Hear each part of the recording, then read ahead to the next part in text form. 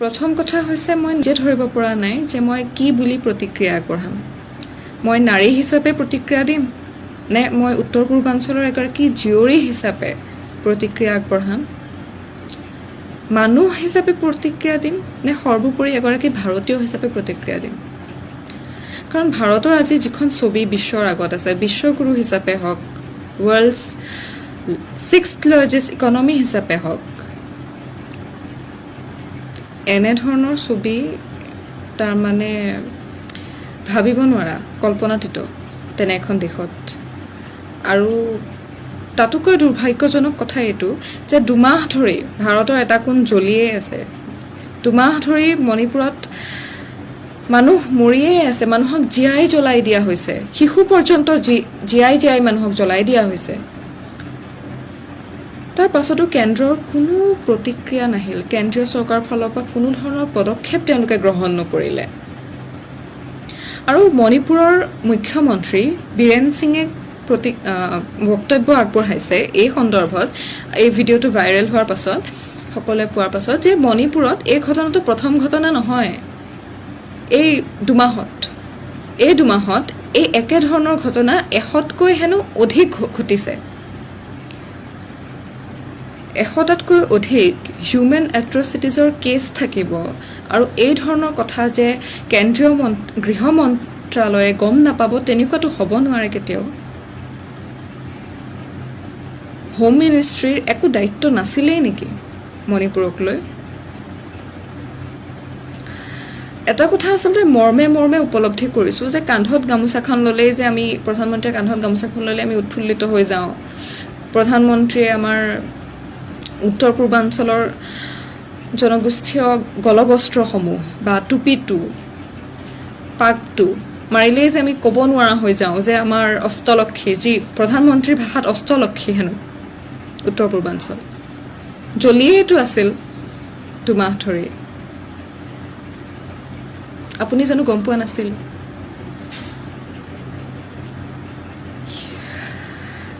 গতিকে মই কি হিচাপে প্ৰতিক্ৰিয়া দিম?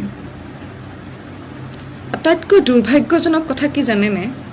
আজি নেশ্যনেল মিডিয়াত আপুনি চাওক, বহুত বাঘা ডাঙৰ সাংবাদিকে আজি এই বিষয়টোক লৈ আলোচনা কৰিছে। মণিপুৰৰ মানুহ যি বাহিৰত আছে তেওঁলোকৰ লগত কথা পাতিবলৈ চেষ্টা কৰিছে।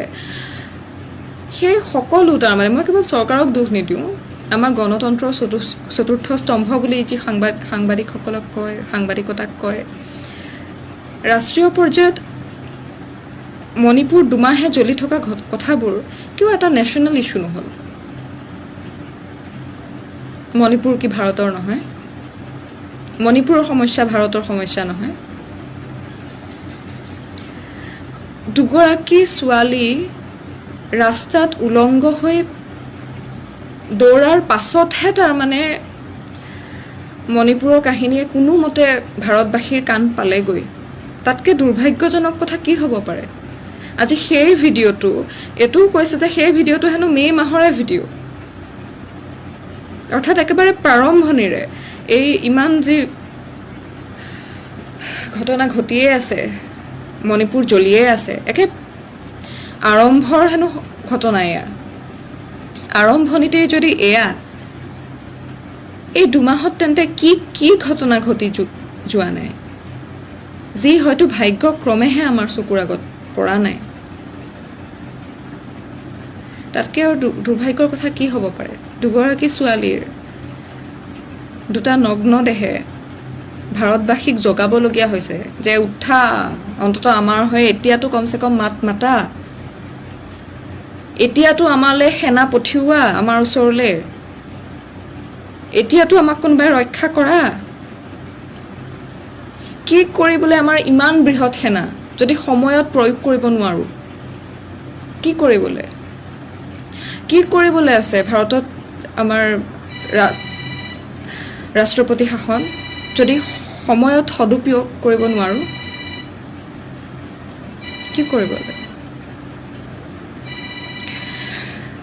গতিকে ক'বলৈ একোৱেই নাই। এই 2 মাহ ধৰি একেখিনি কথা আমি লিখা মানুহে আমি লিখি আছোঁ, হয়তো সৰু মানুহৰ বাবে কাৰো কাণত নপৰে, কিন্তু অন্ততঃ এতিয়া আশা কৰিছোঁ আৰু এই যি দুগৰাকী ছোৱালী নগ্ন হৈছে বুলি বাতৰিসমূহত দি আছে বা ময়ো হয়তো কৈ পাইছোঁ, দুগৰাকী ছোৱালী নগ্ন হোৱা নাই, আমি ভাৰতীয় হিচাপে নগ্ন হৈছোঁ, আমি এখন দেশ হিচাপে নগ্ন হৈছোঁ। দুগৰাকী ছোৱালী নগ্ন হোৱা নাই, আমি মানুহ হিচাপে প্ৰত্যেকেই নগ্ন হৈছোঁ।